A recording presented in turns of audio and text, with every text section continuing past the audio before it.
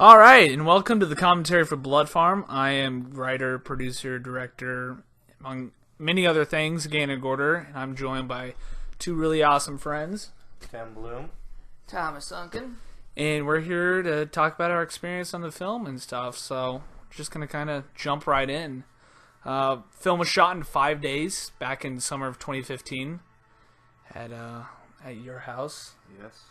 It's been quite a journey to getting this movie off the ground, and finally today's date is March 3rd of 2018, so it's been quite a journey for us to get this movie off. So yeah, I think this was the first night of shooting, first like actual night shooting, so I think this was day 3. This was all the night shooting. Yeah. Oh, well, we did 2 nights. We did the primarily nights, and then the second night we did the big fight scene. But Oh yeah.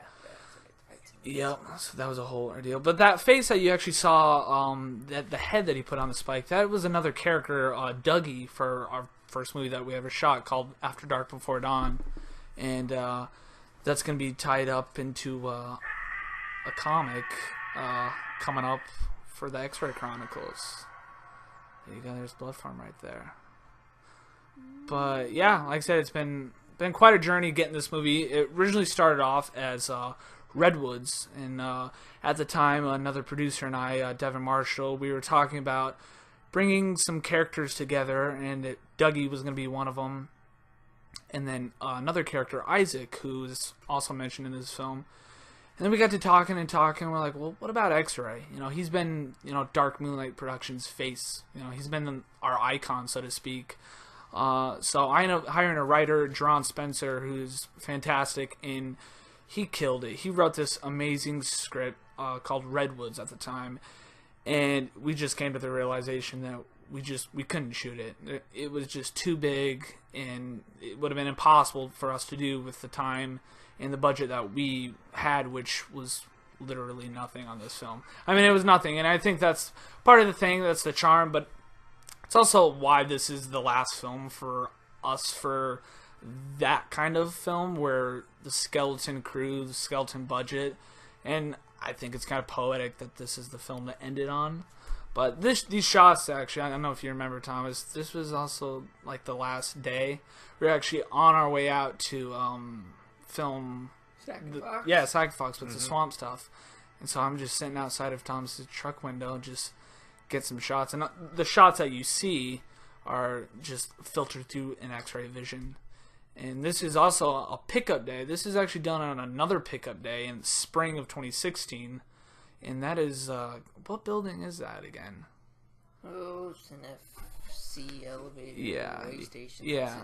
Outfalls in town. Yeah, and Timmy, you actually recommended that. Because it was abandoned. Yeah. But we need a mercenary base, and I remember I was like, oh, how do we get this? Because later on you're going to see us walking out of this base garage, which we filmed at my old house, and you can see some blue siding. And I remember you recommended that, so it worked perfect.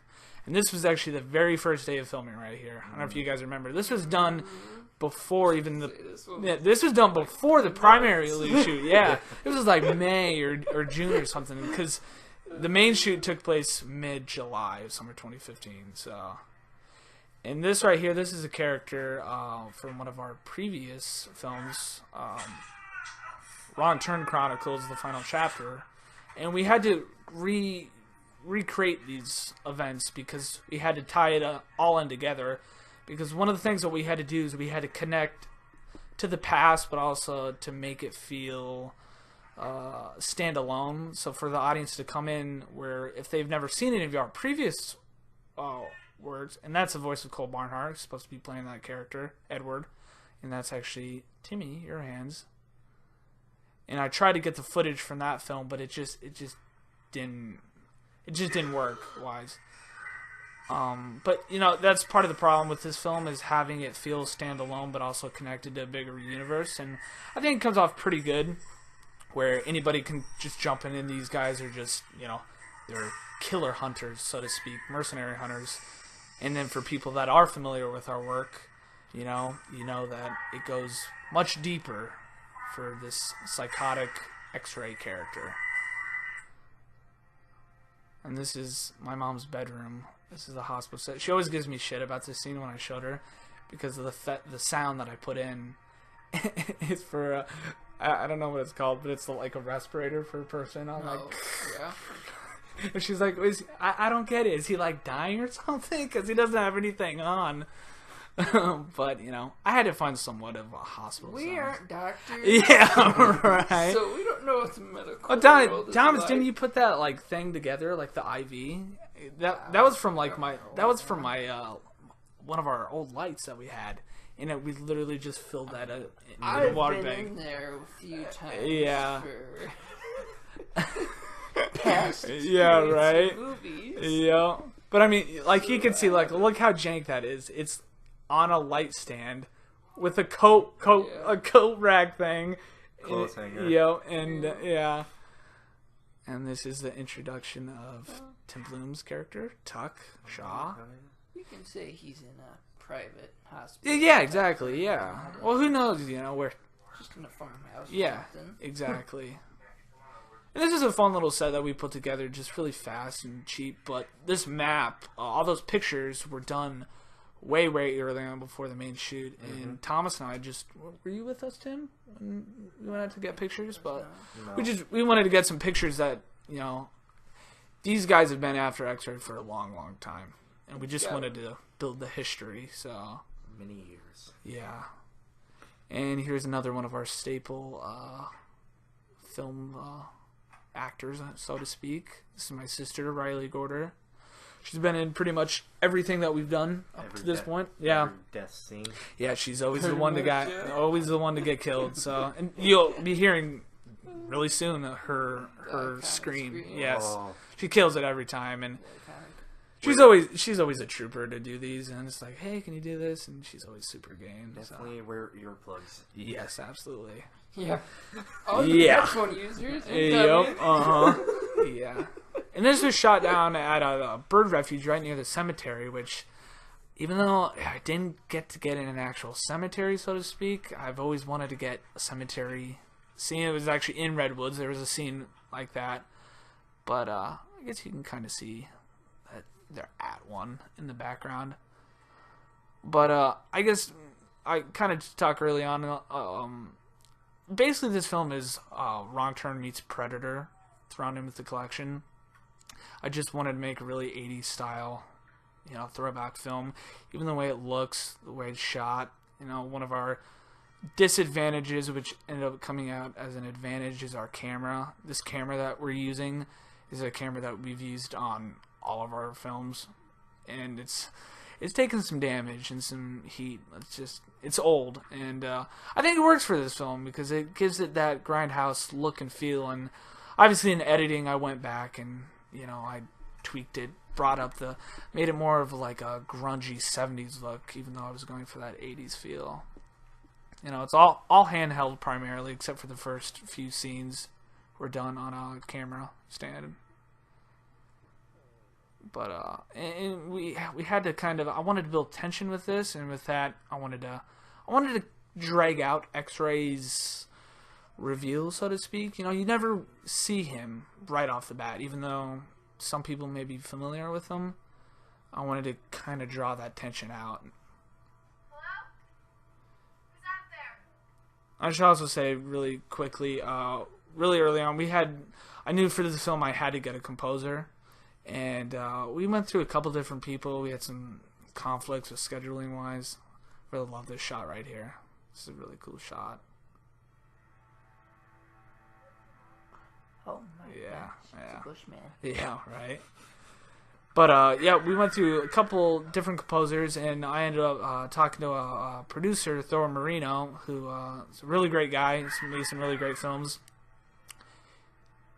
There it is. He recommended his composer, Rich Central, and he killed it. I mean, he came in last minute, not really on a deadline, but on a need to get this done as soon as possible, and he really brought out that 80s feel, that the synthy. That was my little homage to Friday the 13th Part 2 with his legs.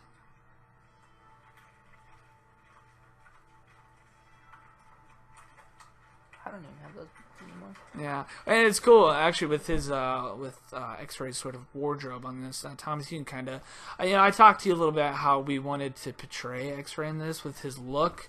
I know you weren't the biggest fan of bringing back the overalls, but I felt like with this being his last movie, I figured, bring it back one last time. But, I mean, talk a little bit about how you wanted to kind of, have X-Ray go out. Reborn attire with kind of the more tactical was mine. Yeah. Just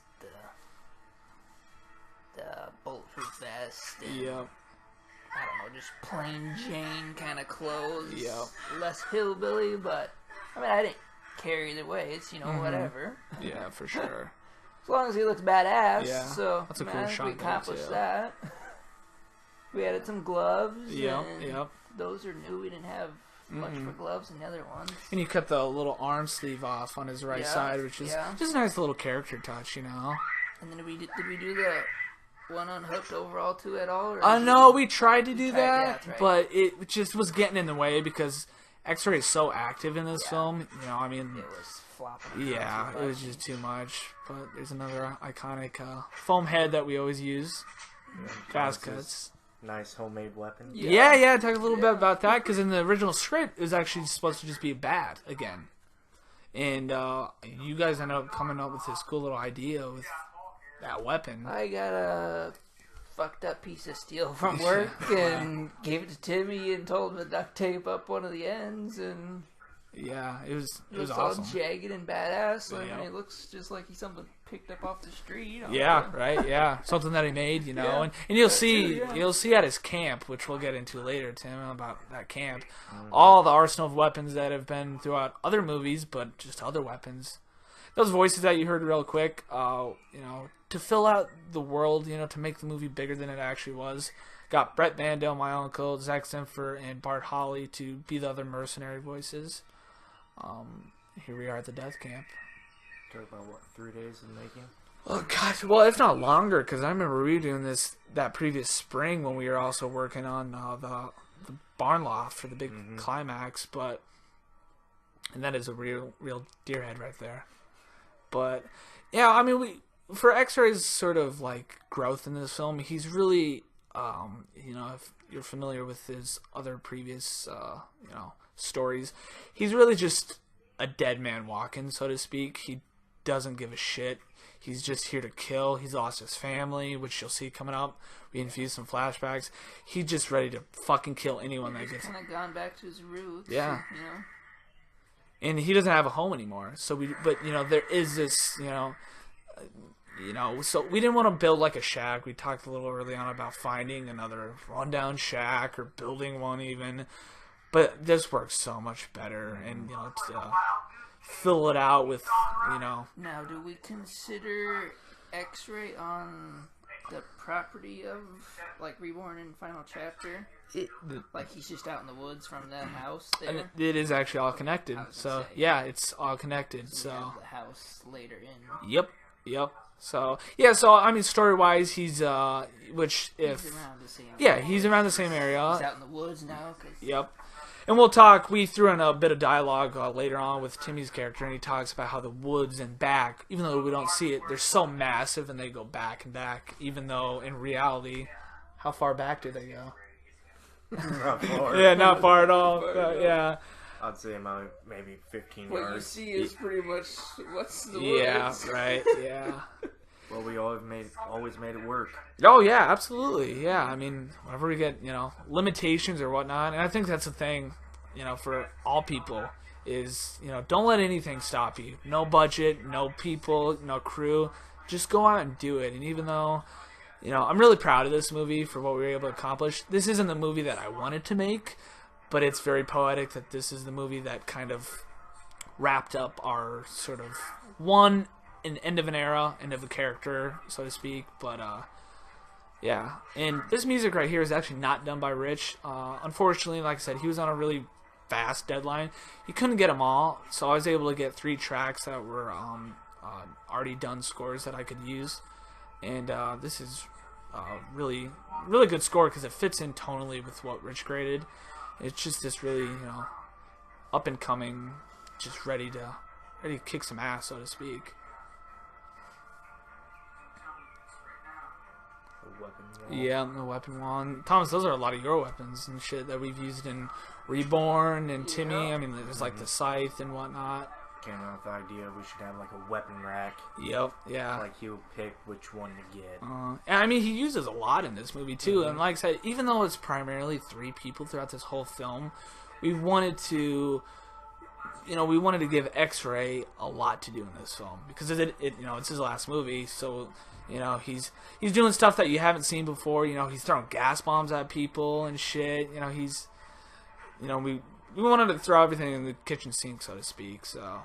Well, he's learned. He's Yeah. overcome and adapted. I mean, Yeah. he was hunted by Edward. And Yep. those guys and Boyles. And He's come a long way.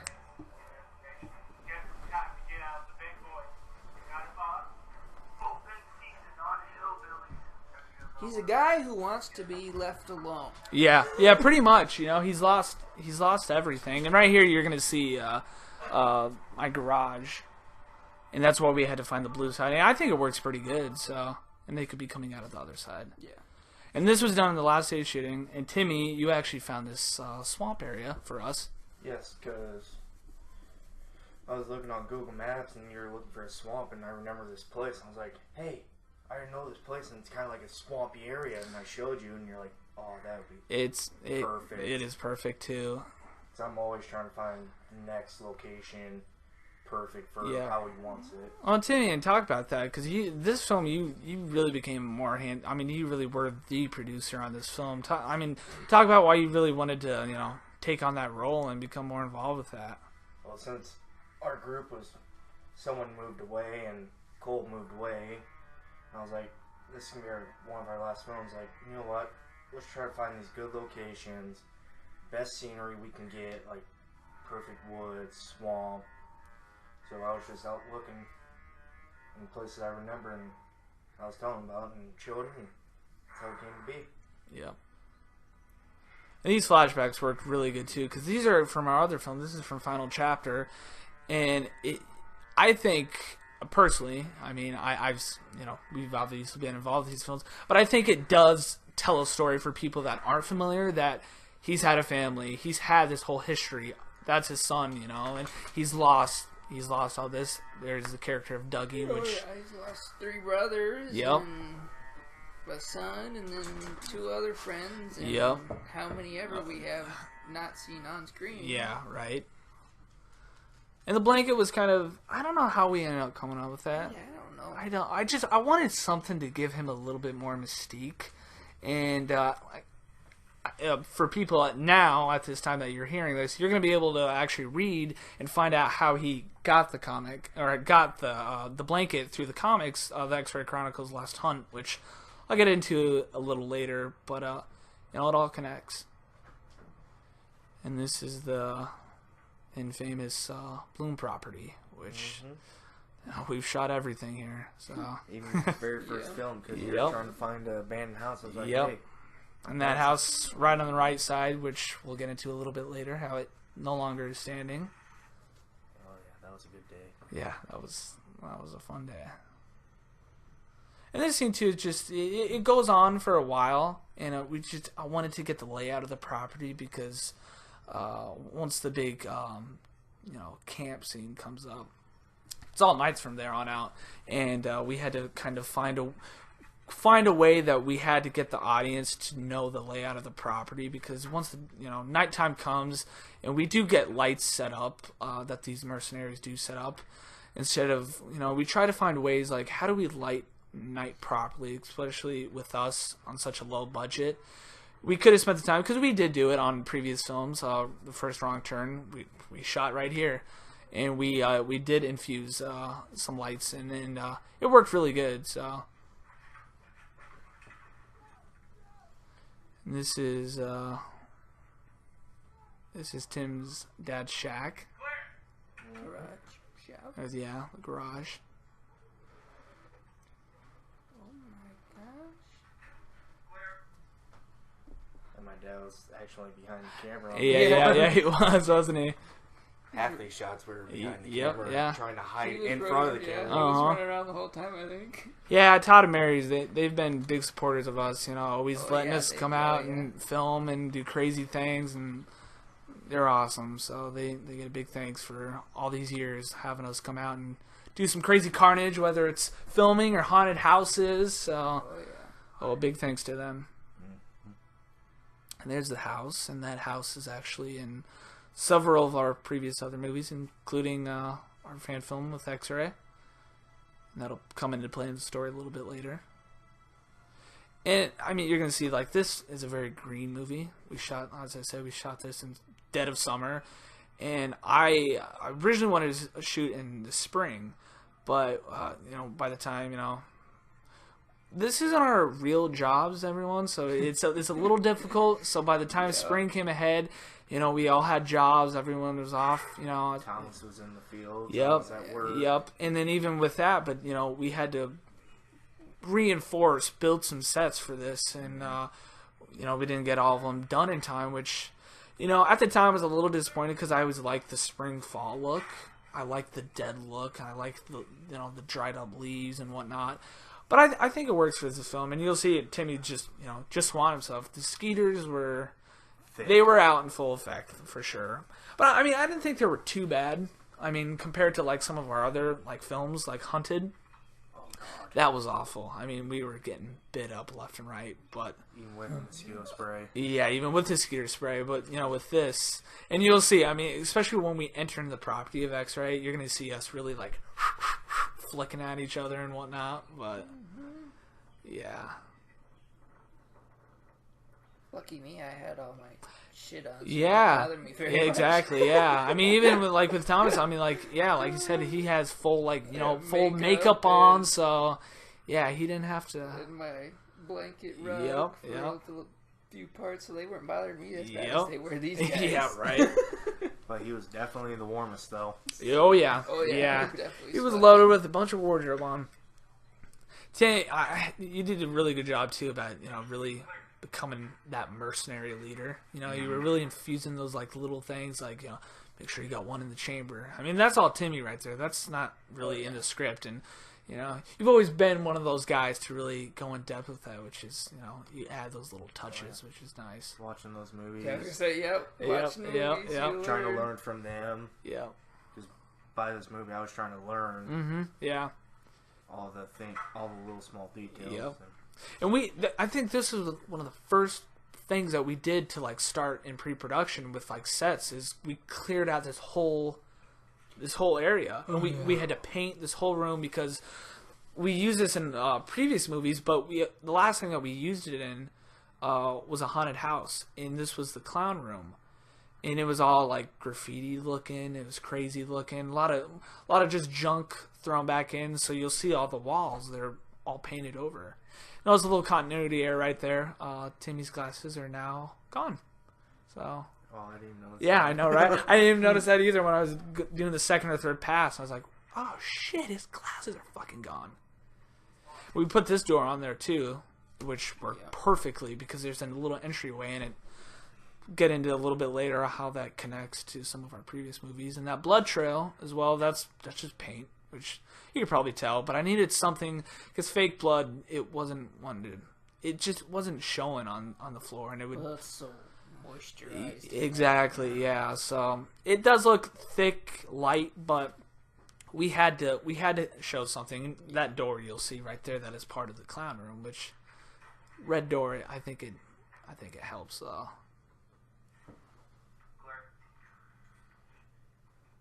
So Thomas, talk a little bit about like, you know, when we were doing this film, and you know, we kind of made it sort of a group effort that, you know, this was going to wrap up the story for X-Ray. You know, this is going to be our last hurrah. Talk a little bit about like reading like the original script, the transformation of, you know, to this film, and like just the growth of X-Ray in general, how far he's come. The you original know? Wrong Turn one? Well, I Or guess even Redwoods. that, or even Redwoods, even too. You know. Redwoods was nuts. Yeah. I mean, we had X-Ray jumping through windows, Yeah. and Well, and also, so you know, that he had would've been that a toll goat's on me eye too. personal. Yeah, right. It would have been awesome, but But yeah, this this one worked. I mean, it was your typical X-ray story. I mean, you know, there's guys coming after him, and the poor guy wants to be left alone. Yep. But, you know, he can't be. I mean, I think he's come to realize that, and I think that's why he's set up the way he is, set up in this movie, that he knows he's never going to be left alone. There's always going to be somebody that's coming after him, and he prepares for that. And you really see that in this one.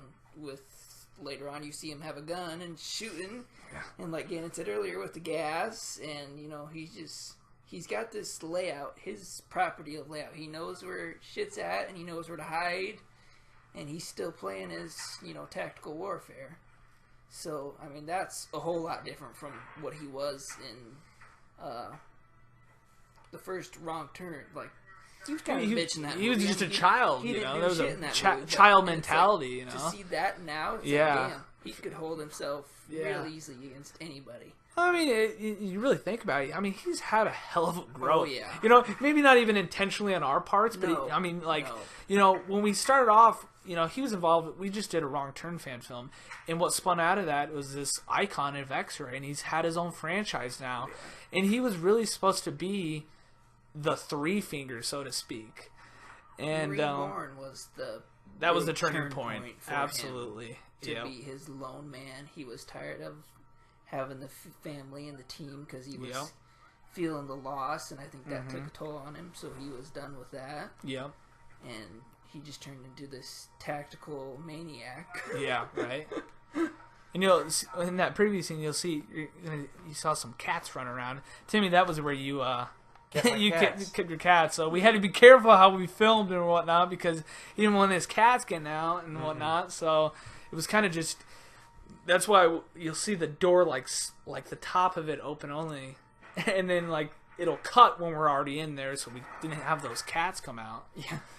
But I mean, it works. So you know, you got farm animals and crazy animals running around this property. So X-Ray's probably eating them and stuff. So. But we had a raccoon in there too, didn't we? And holes. I don't know if it was for this film, but I mean, there was something in the barn. I don't know if it was for this film specifically, or even fixing. The raccoon holes down there. Yeah. Oh yeah, there's always there's raccoons in them. Possums And this is Timmy's garage, and his property is really cool for many different reasons. But you got all these old vehicles sitting around, which like that service truck. Yeah, exactly. But it just infuses like the world, like, you know, that whether or not it was X-Ray in particular or family members that you know, they've been doing this a long, long time. You know, they've been at this for quite a while. Wreaking havoc across this. And coming up, like I said, I wanted to incorporate other kills, and that was done on I don't know, was that a pickup day or was that a shooting day? I feel like that. Because we did that in my backyard. That was the same way we did Riley's death, wasn't I it? think so. So that was the last day of filming. This is all the last day of filming right here. And you'll see right there, if you look really closely, which you can't tell, X-Ray, he doesn't have his makeup on. That's where he put the blanket. Yeah. So, yeah, we didn't have your makeup on yet, but you can't tell. So, this is one of our dummies that we've used for a long time. But, you know, like I said, I wanted to get some more kills in there, and I thought that nice little montage was, you know, nice little gory montage you got in there. So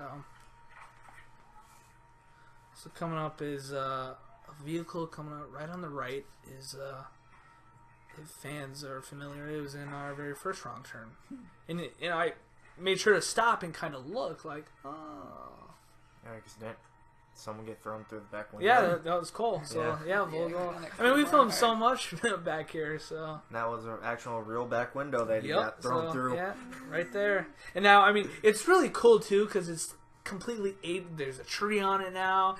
I mean, it's even more rusted away. It's just all more growth, and it's just continuity wise, it's been probably 5-6 years since the events of that. So. X-rays, marks. Yep. Yes, the marks, and that was your idea, right, Tim? I don't think that was in the script or not. I don't know if it was Timmy or mine. Yeah, or yours. It was one of us. there. Yeah. Right there's a pickup. like you see one mark, then you start seeing more and more. Like Well, yeah, you're getting you get closer. Yep, exactly. Like back away. Yep. Yeah, they're warnings. Yeah. Warnings or... Yeah, it was definitely one of your guys' idea, and it's a great little idea.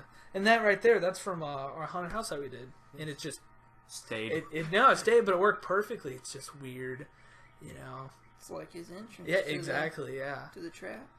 And I love this shot too. I love pine trees, and he's got row of pine trees, and you don't like see it, but like right there, right on the right, there's an X, and I think we marked them on a lot of these. Oh yeah. You know, a lot of these trees, and it's not always, you just look in the background, like right there, boom, you know. Yeah, there's 2 or 3 right there. Oh yeah. You can see somewhat. Mm-hmm. You see that there's something there, you can't really tell. So. There's another one, and that shot right before was actually shot coming up from the gas attack, and I wanted it just was such a cool shot. But yeah, this was fun, Timmy. Oh God, I mean, we had a lot of ideas on how we wanted this camp to look, and we spent a lot of time trying to think of the layouts. Yeah, this the tin thing was your idea. It was cool to kind of keep this homemade, yeah, with the sticks on the side of it, yeah, and an escape route on the backside, yeah.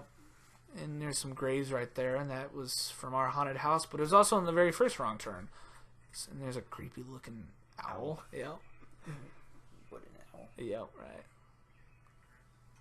So here they go into the death camp. And this is the track too. The richest music coming out is called Assault on the Death Camp, which is perfect. But right there, that is Dougie, which you'll learn more about down the road, within a comic. And I won't say hero, but he's got an interesting connection and relationship with X-Ray. And even though this is the last movie for X-Ray and whatnot, I wanted to wrap up the other stories, and even though Redwoods was going to have him as the primary villain, and even though you don't really see it, it's, I wanted to wrap all these storylines up, and, you hear Isaac's name too, and, he's dead. X-Ray's wiped him out.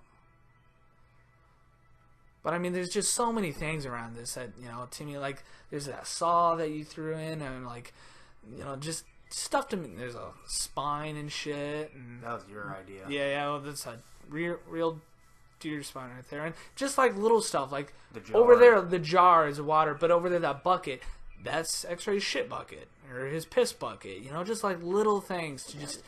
Yeah, it's probably not a piss bucket. You're right, but just like little details. There's only one thing I don't like that I know you guys will give me shit. I wanted a fucking table, and I couldn't get a fucking table, so we just ended up having this goddamn pallet on the ground. Which I think me and you had a big yeah, because you're like he doesn't care. Table. Yeah, right. Yeah, he's living in the woods. Yeah, right. He didn't even got a fucking roof on his house. Yep, exactly. And that's actually not. We did a lot of ADR for this movie. We spent a whole day doing ADR. That is not ADR. That's actually Thomas right behind the camera, and I just went in and I just echoed it, and it works perfect. So here's a big assault, and it's really good. We actually went, Cole Barnhart, who's been involved with a lot of our previous films. This was just last year. All these sounds coming up with the guns, they're all real. I mean, it's not. I originally had a cut where I took some actual, sounds or whatnot, and it just did not work at all.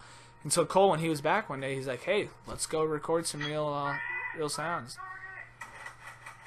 And the only thing that I know, some people are like, whoa, there's no muzzle flashes. And there's a couple different reasons. One, budget, time, experience. But also, we actually did attempt to infuse one, and we actually put it in, like, right on these shots. And it just looks so fucking fake. And I was either A, gonna look fake, or B, just take it out, and who the fuck cares? And I ended up just going with, who the fuck cares, because I think the sounds of it and the music right here you can really hear.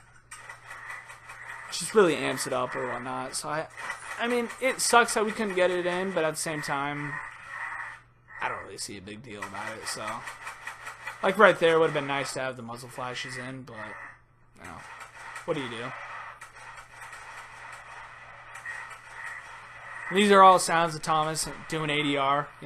Standing at the edge of my desk. The mic on his ladder, just.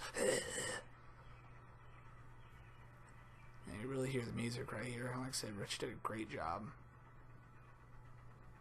This was something that wasn't carried over from Redwoods, because a lot of stuff is, like I said, Joe, he gets story credit for a reason, but I wanted to show that X-Ray was not fucking around in this movie. And these are just smoke bombs that we got on a trip in Kansas City a long, long time ago.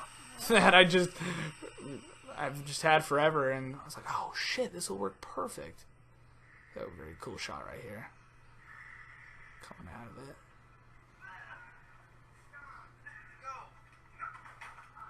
Yeah, I remember us. We were sure getting bit up here. I mean, you did a good job right here. Great shot. One take right there. Yep. And the music too. We added in a nice, cool little sound effect, and that just worked perfect. Like how he almost disappears. Yeah, in the smoke he's this legend, just disappears into the shadows again. So coming up, we're going to be transitioning into nights, and all the stuff coming up that you see, except the big final fight scene and the garage, was all done in one night. Everything. I mean, we pulled an all-nighter, obviously, but and that's the thing about independent, filmmaking, is you don't get a lot of time, you don't have a lot of resources. So a lot of this was just one-take wonders, and we just, got to do with what you got, sort of thing. But it'll move so fast, but we'll talk about the finale right now, I guess, with, set construction. It's really Thomas and Timmy. They deserve all the credit. They work their asses off in building or rebuilding the floor into that loft. I mean, shit, how long did it take you guys to really all said and done? Because you'll see coming up, most of that floor, you'll see the section. I mean, you can see if you really look, but they had to repair a lot of that floor, and we had to go and buy new wood. But I mean, I'll let you guys. I think that was the only time we ever spent money on it, was buying wood. Yeah. Well, we got most of it from Tim's house that he had laying around. Yeah.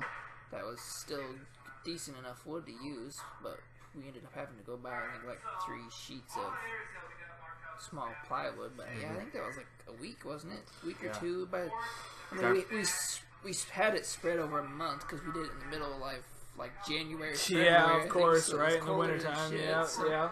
We went on days when it was like 40, so it wasn't too bad. And I mean, we were up in the loft. It wasn't like there was like all 3 of us were up there. Then it was just 2 of you. And yeah, I went up there one time by myself, and I got a lot done that day. So see, those are like some of the funnest times, though. It's just building stuff, just knowing that, like, just it's just so fun, man. Yeah, I mean, just preparing and whatnot. Yeah, that's why it's so fun making these movies, and that's why anyone just go out and fucking make them. Hope we don't fall in while we're fixing yeah, right. Yeah. We had to map out some areas when we shot the final thing, which sweeping all the hay out. Yep. That was throwing that in a couple piles in the corners. Yep. Kind of walking around, jumping around to make sure that there was no soft spots. Yeah. Because when we actually started filming, the areas, the floor that had to be replaced, the reason we had to replace them was because they were so rotted away from the water leaking on them. So by the time that we started filming in July, it was already starting to take effect. But I think it worked because it brought some age to it, even though you can't really pick up. We went in the one day too, and we put down a bunch of tarp. Yeah, we would put tarp on. Yep. A little safer because you know how wood is. It soaks up water and then just stays there and makes it mush. Yeah. With our big fight scene, you'll see we do a lot of jumping around and throwing. So we didn't want to have anybody falling through. Yeah. That'd be a bad day. Yeah, right? Yeah. Somebody would have ended up in a hospital. Yep. Serious injuries. Yeah. Because we would have fell through there, and then we would have fell on cement or what other stuff was. Which we may have had a little close call. Yes. But we'll get into it later. But yes. But I want to just one quick thing is we got our film lights all lit up around the property, and I think it works. We did it really for logistics wise. As I said, we didn't want to take the time to do constant setups of like, all right, let's light this scene, and we could have, but it would have taken so much more time. And story-wise, I think it works, and that's what we did. Is, by the time that they had that assault with X-Ray. X-Ray went back to retreat, or not to retreat, but to go prepare again, and we were able to get these lights all set up throughout the property, bring out our generators or whatnot. So I think it works story-wise. Yeah. There's only one scene that I cut out of this movie. A quick little scene that we shot during these scenes is just X-Ray once again kind of going, getting his weapons. Yeah, and I thought we just had too many of those. I thought, like, okay, I think we get it at this point that this guy is, he's got issues, and he's ready to kill. And it was such a short scene. I think it was like 45 seconds. So I was like, I'm going to cut it just for timing. So We know what he's doing. yeah, exactly. Yeah. Yep. He's preparing and scouting. Yeah. Right here, there was nothing in the script, or even when we shot. This is a cool little shot, too. This is my homage to Hatchet.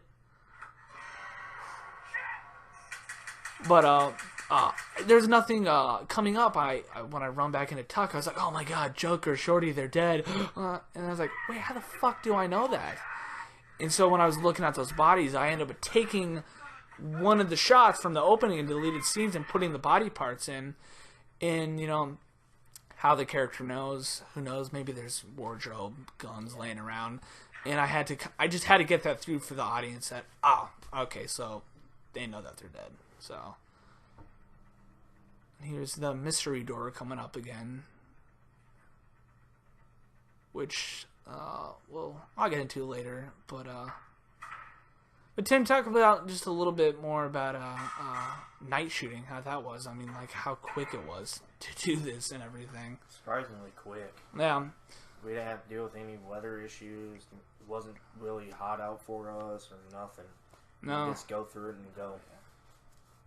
And it was just us three, so we didn't have really any there's other movies that we were involved in that we had bigger crews that we had some issues on, but it was just us, and we didn't have there was no egos or anything like that. It was just three best friends making a movie, and it was just a nice, quick, easy shoot. We didn't have to worry about anyone screwing around in the background, like yelling or whatever. No. Like, well, now we have to redo the scene. Yeah, right. Which, it's always nice. Like, oh man, I wish we had a bigger crew. I wish, believe me, I wish I didn't have to be the camera guy in this movie. I wish I didn't have to edit this movie. I all of us wish that we could just do our jobs.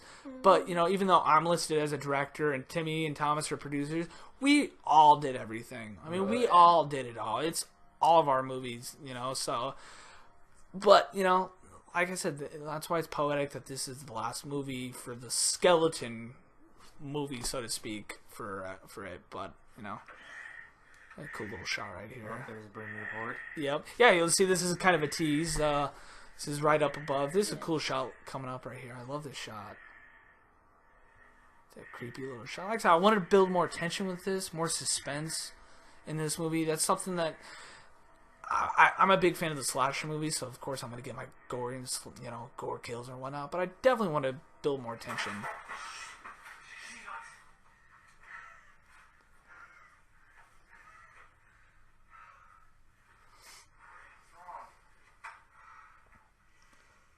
And coming up is this will be my death scene, which we had a little ordeal with a flashlight. Mm-hmm. Because you'll see it's a strobe light that we're using, and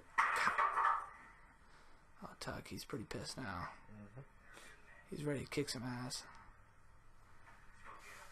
So I bought the flashlight because I wanted, and I was like, hey, yeah, strobe light, maybe Ganon might want to use it. Yeah, but what happened though? Because I think battery. Because something happened to the strobe light. Because there's going to be a shot coming up here where it's all strobe light, and then the POV of Mitch. And it's the flashlight, but see in the background, I love this shot coming up right here. I don't think maybe it's right here. This is a creepy little shot. I don't know if it's right here. Yep, it is. Whoop. Pops down. It was so quiet. Yeah, so I think that was your idea actually, Timmy or Thomas. I don't think that was in the script either. I mean, it was just. Mm-hmm. But no, it was perfect for him to jump down because it was open. And right there, when it was actually the flashlight was actually working, right? Yep. Right there, you're gonna see someone holding a camera, which, oops, but Yeah, you can't really notice it. I mean, I notice it because obviously fucking edited the thing, but you know. No, I think battery was getting lower. Yeah, but coming up right here, you're just gonna see the light. I can't even remember now. There's a flashlight right there. But this music, Rich did a really good job with. It's really creepy, and he brought this like cathartic, almost choir to it. He really did a really good job on emotion too. That's one thing I wanted with this is as much as I wanted, you know, it's a horror film. I wanted there to be emotion with it, and I mean you can just hear it just. Yeah. And I love these shots coming up. There's some cool, you know, when you see the scythe, just the. Right there. I love that shot right there. Mm-hmm. Such a cool shot. Now I got 2 more if you need it. Yeah, right. Yep. Yeah, this is all Timmy right here.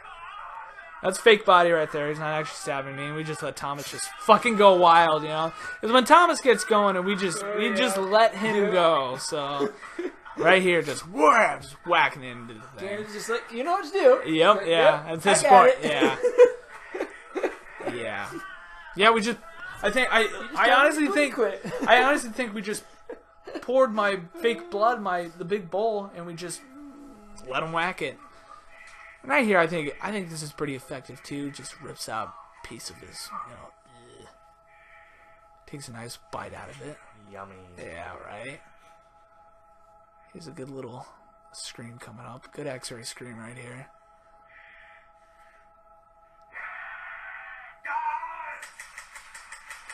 And I just thought of it right now. That the teeth that X-Ray has, the teeth that he's had throughout every single movie, every single film. I mean, all the way back. I mean, I bought them even.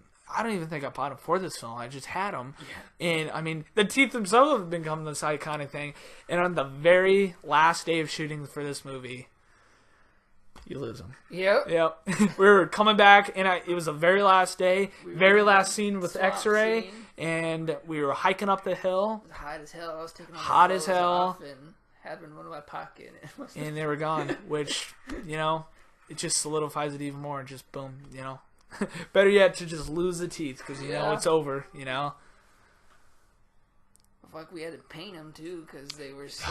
Yeah. The paint was drying off. Yeah, because they were white, but I think it worked well because I painted with them like yellow, so they you know, it looked even nasty. Yeah, exactly. Yep.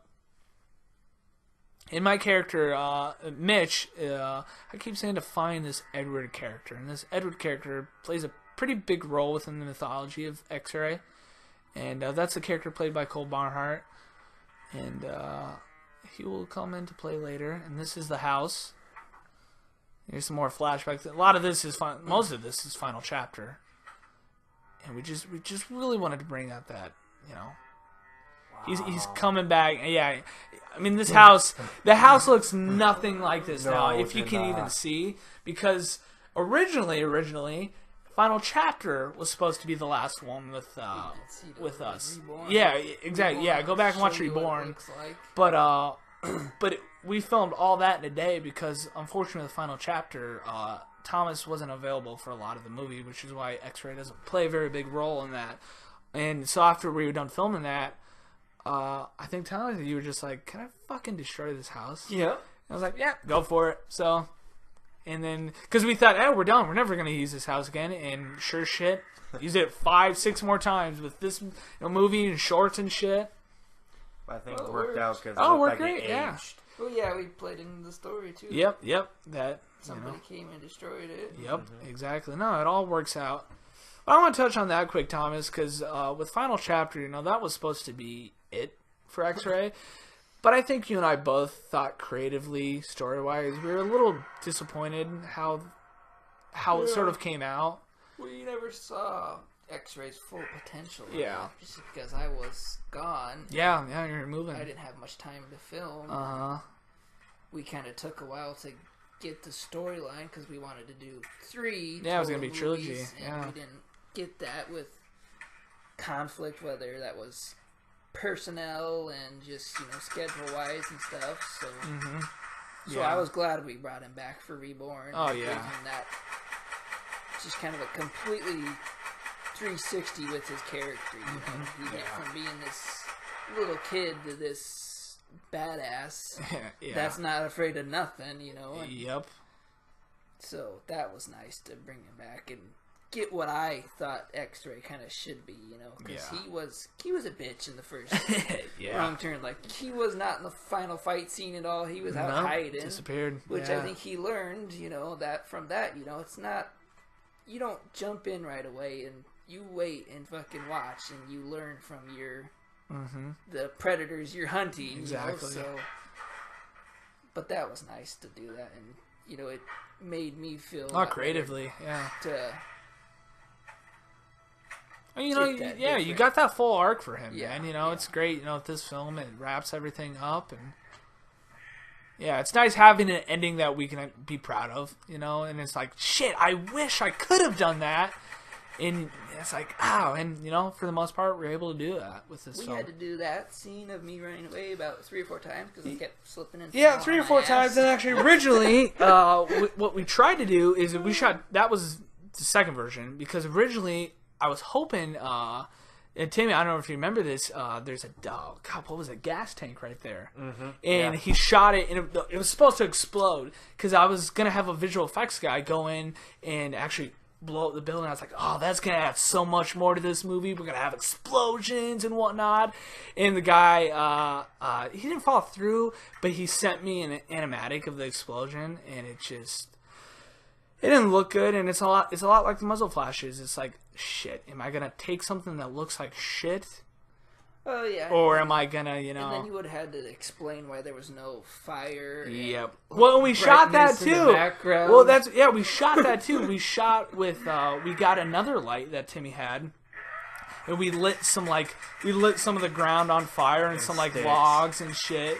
And some sticks, but it just didn't look good, and I think that works, so. Here's a crazy scene. That's a gun that was for another project that we were working on. And I was like, I want to fucking see X-Ray with a machine gun. Because, like I said, this is, Wrong Turn meets Predator meets a collection.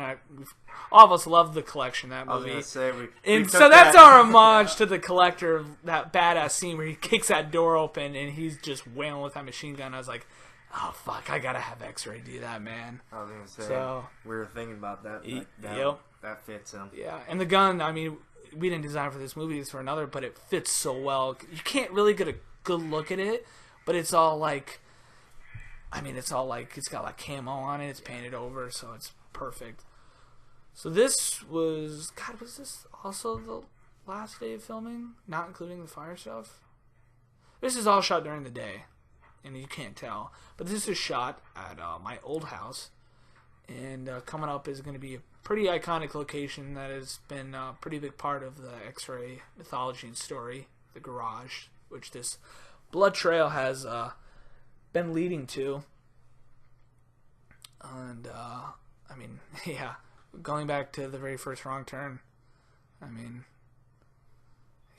now it's full circle. You guys remember filming this in the very first movie? No. You guys don't remember Force of Blood, man? We decked it out. We were shooting 2 movies back to back. We did Force of Blood and After Dark Before Dawn. That was our very first. I remember having to wake up at like 6 in the morning to not do a goddamn thing for like 4 hours. While everybody else was fucking. You're passed out on the trampoline. Yeah. And Timmy, there's your phone that you're using for your light because this was all filmed differently and you didn't have your light, which not at that point. But to me, this garage, it's the bathroom from Saw to me, and it's very personal to me. I don't know why. I just always connect to this because, like, we have our iconic villain, X-Ray.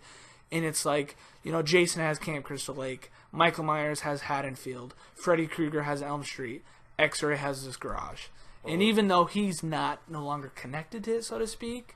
Well, this is like our first movie scene right here. Yeah. When we first start filming. Well, the garage is more connected to Edward, I would say. Very, very much so. Very much so.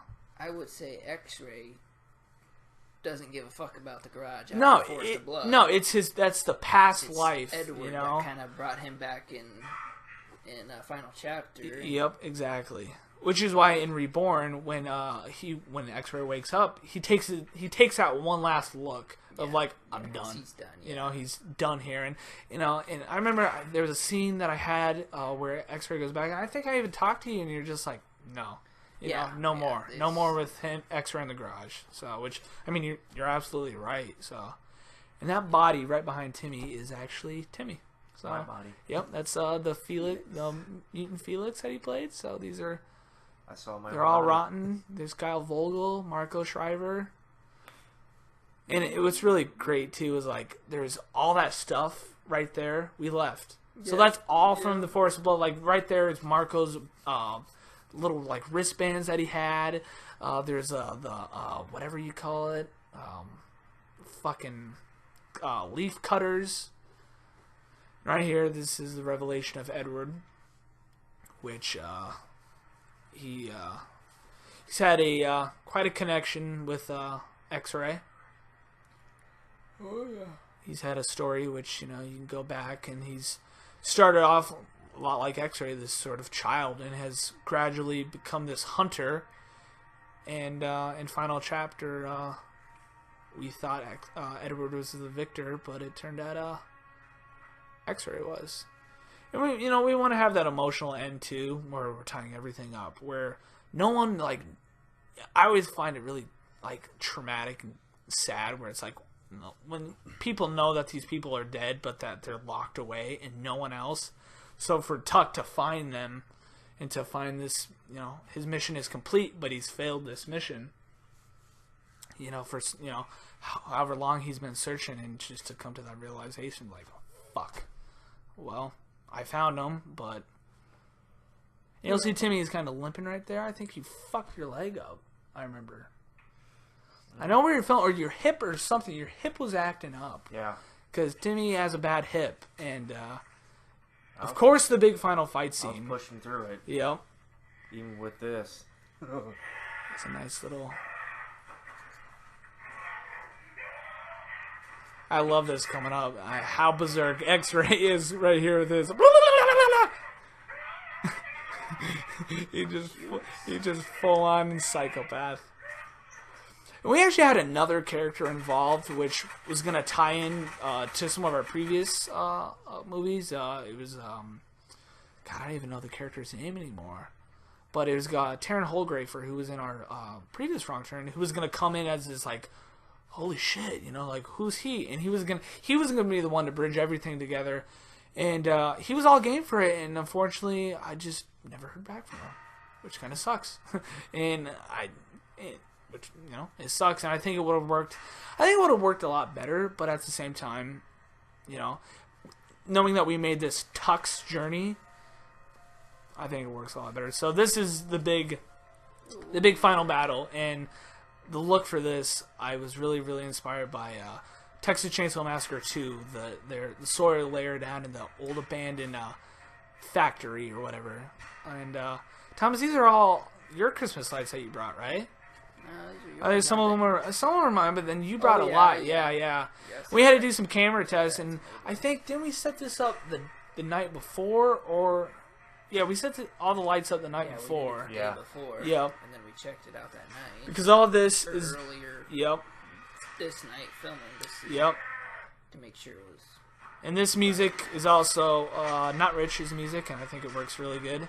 But this is all done in one night, and for like Reborn, we did some fight rehearsals for the big fight scene, and for this, I knew how I wanted the fight to go down, so we didn't do any rehearsals before. But I mean, we blocked everything out, this whole night. I think we wrapped at like 4 o'clock in the morning. I mean, the sun was starting to come up, so we did everything. But took us what, hour and a half, 2 hours? Yeah, I mean, with yeah. For just the fight scene? Yeah, just the fight scene, yeah. I wanted to make a fight where it wasn't just like punch, punch, kick, kick. It's like, a lot of coming up right here. Whoa, boom! Yep, that was actually real. Yep, that was all real. It hurt. Yep, and you can't really tell from like watching the movie with the music and the sound of. But on the day, like you could just feel the whole vibration of it. You can't really tell with obviously watching the movie. But I'm always like moving the camera. That's one thing Cole with I think it was when we shot Blood Dawn. Cole is a better camera guy, choreographer than I am, but like always trying to move the camera for like those specific hits right there, because you never, there's a headbutt. I always want to infuse a headbutt. Great shot right there. Superman. Yep. And here's the where is the hero gonna make it?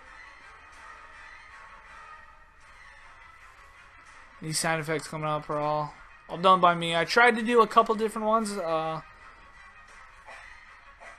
actually had a paper bag and just a ball right there, so I just hit and just which may not be as effective, but it's better than other things and better than using the stock footage sounds that sound so cliche. But I think kind of coming up with an actual proper end for X-Ray 2, how we were going to kill him, because, he's not superhuman, but, he's not immortal. And I think in the original Redwood script, I don't quite remember, but I want to say his head got, like, slammed on a bear trap, and it just whoops, which, once again, it would have been great, but, we can do that, unfortunately. So yeah, right. Yeah, I feel like we tried to do something like with the foam head, but and right back there, you'll see Timmy had blood all over his face, but you can't really see with no. Dark. Yep. And here's the iconic laugh one last time. Second to last. Yeah, right. No, this is it. So, yep, that's the last laugh you get. So, Laugh before he blows my head off. No, you're dead. So, I think, yeah, right, yeah.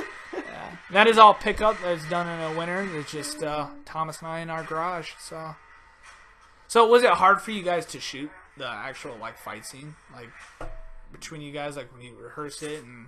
No, not really, not for me, anyways. Yeah. No. Timmy and I both kind of knew what needed to be what done. we were doing. Yeah, we took our time and went through it and made sure, we both knew. I mean, we had points where we had to redo shit just because it's like, yeah. that looked kind of shitty. It could be better. Yeah. But no, I mean, we learned from Reborn. Reborn, I think, was a really that we spent so much at Ellsworth College in the wrestling room, kind of practicing with that. Yeah. So I think we learned that you need to. We can't just go in there half-assed. We need to get somewhat of a system down and then go from there. I mean, absolutely. Which we tried to do with this one, but just timing. No. I mean, we took our time. And it's my little shot to Jason, because it's like, this is just one of those like, God damn it, the motherfucker is still alive. And it's like, all right, I'm done with you. Boom, cut to black, sharp black. My homage to Hatchet, just boom. Tell him about falling through. But right before yes, you're gonna see. This is also a nice homage to the collection when they're showing all the cast and go to the X-ray vision. But right before when Timmy's over Thomas, he's just stabbing him. I don't think you can quite see, but you may see the camera just move a little bit. As we said, that is an old loft, and we replaced a lot of the floor, not all of it, and. Put hay over. Yeah, the areas that we knew, we put some hay on, and Dan was paying attention to the camera and watching his shot, and wasn't watching his footy. Whoop, boom, fell right through. And I wish. And here's a shot of X-Ray actually dead. I wanted to make sure people like, oh, how do you know he's dead? Well, because his fucking head is gone. So. But, that was fun. And I remember, it's not in, but when I fell through, Thomas and Timmy's faces are just like, whoa, what? I was like, no, keep going. Yep. Like, I just see him fall, and it's like, oh, no. Oh, shit. And then I was like, oh, I cut whatever. out a glimpse of my eye. Yeah. Still upright, so I was like, oh, he's okay. Yep. And then he just kept going, just keep going. Yep. It's like, are you sure? Okay. He's like, yes, okay. Yeah. So this is a scene that I've been wanting to have in one of these stories for a very, very long time. Thomas, I don't remember if you remember. This was supposed to be in Final Chapter, where I think it was Taryn's character goes back and burns a garage. And, you know, at the time, it's like, ah, shit, because thank God, because then we wouldn't have been able to bring back X-Ray. But this was done, God, this was also done the last day, wasn't it? Last day of filming, I think. Or did we do this while in the... No, we did this in the when garage. when you guys were doing the garage. That's right, scenes. yes. Yep. Yeah. And that's Thomas's shirt, because we didn't have any other wardrobe. And we're like, shit. And I wanted to be like, well, time has passed. I mean, it's been, I'd say probably a week tops for Tuck to heal and get ready. But Thomas just took off his shirt and whatnot. And he's like, there you go. So I had my other clothes on. Yep. For X-ray shoots. And this music is, yeah, right. And this music is also not by Rich. This is another, and fucking love this music so much. It's beautiful, cathartic. Just, there's the bat. Yeah. Oh, tons of props around here. Bat. Yep. Old machete. Yep. Yeah, I'm very particular on continuity. So even on the day, I mean, Thomas had his phone up and we were watching Reborn, making sure it's placed right. No one else is going to care but me. But, I mean, all the stuff you see right there besides that hose, it's all exactly where it was. Pretty close anyway. Yep. Coming up, this is actually Thomas's hand. Yeah. Right here. Yeah. Woo! Yeah, firefighter Yep. Timmy was... He was a little scared, yep. I feel like burn my hands. It did burn my hair. Yeah. Camera guy again, but... Balls his fingers. So, that is, that's real fire right there, folks, Yeah. and, I text you saying, hey, we just got permission to... this was what? This was last year, so this is Yeah, it was 20... No, this was this... Yeah, last Yeah. year. Right there. I mean, all this that you see with the fire and Timmy, this is all done this past August, so August 2017. And so this wasn't supposed to be in the movie. The fire was, but it was supposed to have a shot where it was another CGI shot, but I did not want it. And he messaged me out of the blue, and like, we're burning down the rental. And I was like, Yeah, fuck yes. We, And we were in my it fire just- meeting, and I said, my parents got the permission to burn the house, and Yep. we're going to do a training. Like, hey, we're going to burn this house Yep. on this day at this time. It's okay Yep. for you to come over. Yep. And you're like, thank Yeah. you. So like right onto the right side, you can't tell, but there's fire trucks, bunch of people also recording or whatnot, but it's just fucking beautiful. And there's one thing that Timmy had an idea when we were doing it, is he's like, oh, it's too bad you don't got X-Ray's fake body, and I could like throw it into the fire. Mm-hmm. At the time it would have been cool, but it's like, because, you know, this garage is connected to the barn, so it's going to spread throughout this whole property. That's what we're trying to, you know, get through that. I kind You of know, wish the whole property's burning down. So. I kind of wish Thomas was there for that. Yeah, moment, unfortunately but Thomas was in wasn't available. Colorado. Yeah, but because I mean that really truly was the, you know, the end of an era. But, Bye-bye house. There's no Yep, rebuilding yep. it. And that is the movie, folks. And this is a song, Hillside Charge, Wagon Train. And this was actually in our very first, well, not our very first, but the first Wrong Turn movie. And I originally had a guy who was also going to do it, a song for us. It was going to be, you know, Blood Farm song. Scheduling conflicts. Couldn't do it, unfortunately. But I was like, oh, no, this will be perfect. So, once again, shout out to John Spencer. Hopefully one day I get to tell the Redwood story properly in a different incarnation in mythology. But that is the movie. And these are all the people that have helped us out over the years that'll be coming up and whatnot. But any final thoughts, boys, on this movie and your experience and everything on this? It's been a long journey, that's for sure. Yeah. So it's been awesome. It's been fun. How so. many years? Oh my God, 2008, 2007, really? I mean, for me, I've always wanted to be a filmmaker, but when when these guys came in and, you know, we started this. So I remember we were in elementary school and you were like, okay, I want to film this predator scene Yeah. outside for reasons. Yep. Like, okay. Oh yeah, but you know, yeah, What was it? Freshman year when we did the first incarnation of Wrong Turn. Wrong Turn Yeah. that Then we never had a- finished. Yeah, never finished. 3 times that movie took, and that's why, you know, people out there never give up, because no matter what people say, how hard it is, never give up. No matter how much time you got, just make it however you can with what you got, with the people you got. I mean, I'm sitting here with my two best friends, and it's just been an amazing journey.